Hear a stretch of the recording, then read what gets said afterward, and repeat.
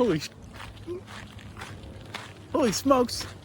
It's 5 days till the Vermont 100. Ah! That's only 3 more days, full days at home before I drive up there. And by the way, I looked it up. That video that I took of where I thought was the start line was indeed the start area. That whole thing I was correct. I was in exactly the right spot. I was a little bit incorrect about where the horses gather, but that's fine. Anyway, dude, I don't know. It's like, we're going to run 100 miles. I'm going to run 100 miles. And I don't know. I still don't know how I feel about it. I just, you just gotta hand it all. You gotta hand it off. It feels like I'm handing it over to the unknown, and I'm not the one that's in charge anymore here. I've done all the training I could. I've read all the books that I could. I've, been following all of the, news, all the Instagram channels that I can. I read Runner's World. I did not get Ultra Running Magazine. I suppose I probably should have done that at some point, but I didn't. I will do that if I decide that the 100 is for me, and I'm going to keep doing that. I have done all that I can do, I think, to be ready for this thing. And so I've just kind of got to let it go from here and focus on getting this thing actually done when we get out there and doing it as I've practiced it and as I've understood it's supposed to be done. And that's really all that I can do, I think, now. So I took today off. Right now it's, like 7:20 or something p.m. And I didn't do any running today.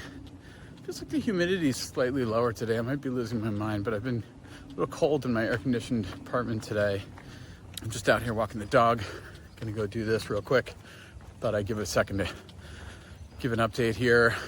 Make sure you know that today is Monday, the Monday before the Saturday start of the race, 4 a.m. start. And I am taking the day off. Tomorrow I will do 5 miles, 6 miles, 4 miles, one or the other, up and down the Blue Hill. And then I will do the same thing on Wednesday. And then I'm going to take Thursday totally off. And I'm going to take Friday totally off. And, I don't know, maybe I'll do like a mile or two one of those days. But other than that, then we're just going to go. We're going to get this done. And, my body's taking a minute to recover here. It's growing back after all of this abuse I put it through, especially in the last month or so. And I'm feeling really, really good. Really, really, really, really, really good. And that bodes well. Again, really all I've got to make sure I do, I just keep banging this into my head, banging this into my head, banging this into my head. I really need to make sure that I do not overdo the, those people are just playing tennis, not pickleball. No, they are playing pickleball. I'm just got to make sure that I do not overdo the pace over the first 6 hours at a minimum. And I got to make sure that I really, really, really focus really, really, really, really hard on going slow. And because this race, it's my first 100 miler, as I keep saying. And so my goal here is just to finish this thing and get through it and, have a finish, have a sub 30 hour actual accredited official finish. Make sure I actually get through this thing and not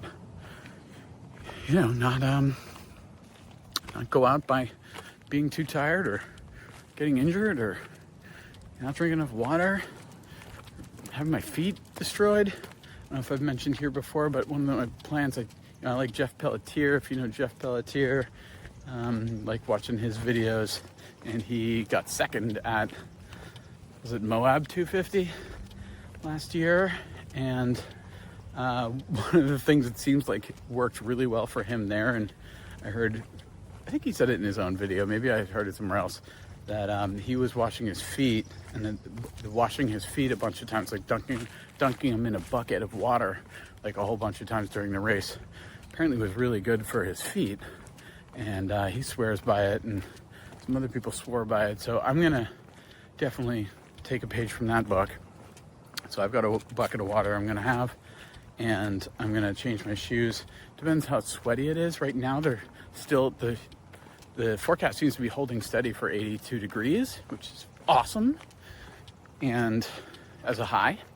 And they're also showing humidity ducking down. They aren't showing a humidity forecast, beyond Friday yet. So I'll know maybe tomorrow if they decide to show us the humidity forecast in the news. But if they do, right now it's showing that it's lower than usual. Then it's every other day this week. It's dipping down on Friday. Hopefully it stays down on Saturday. And if it does, that'll be a really good sign for me. And 82 is a high. If it's 82 and low humidity, that would just be perfect. And it's also 61 degrees for a low, both Saturday and Sunday. So Saturday, of course, we'll start at the low because we're starting at 4 a.m. So we'll start at 61 degrees and then it's going to climb to 82. And by the way, no rain right now. It's showing like broken clouds is what my app says for Saturday, and no rain the day before or after. And by the way, it's only like 85 degrees or something the day after, and I think it's 88 degrees on Friday, or maybe that's Thursday, I forget. But I'm not worried about the temperature at this point. It seems like we're pretty good. But yeah, low of 60. Yeah, 61. And so that's going to be pretty cold for the start. So I guess I probably will be carrying a jacket, wearing a windbreaker, and possibly gloves because my hands get super cold. Just type 1 diabetes will do that to me. And, I'll take them off as I need to. I'll be carrying the hydration vest so I can stick them back there. Whatever. I'll survive. No big deal. Certainly worn gloves enough this year from all the training in the winter. We had a pretty brutal winter this year, so I'm pretty accustomed to that. And then, so the weather's going to be good. The weather seems like it's going to cooperate, and I brought that up because I was talking about my shoes and my feet, And so my plan has been that I would probably swap my shoes out, plan at least to be able to swap my shoes out every 20 miles, because that's how many pairs of shoes I have that I'll be able to swap them 5 times or have 5 pairs on rotation. But I don't think I want to wear all of them. I wore my pair of On's Cloud Surfers.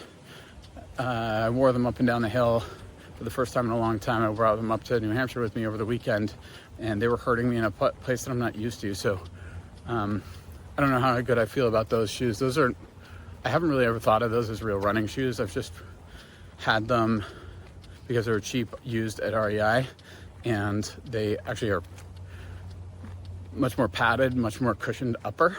So they have a much more cushioned upper, so that means that they're warmer in the winter. And like I just got finished saying, it's cold around here, so my feet have been really cold in the winter, and having those warmer shoes was nice for a little while.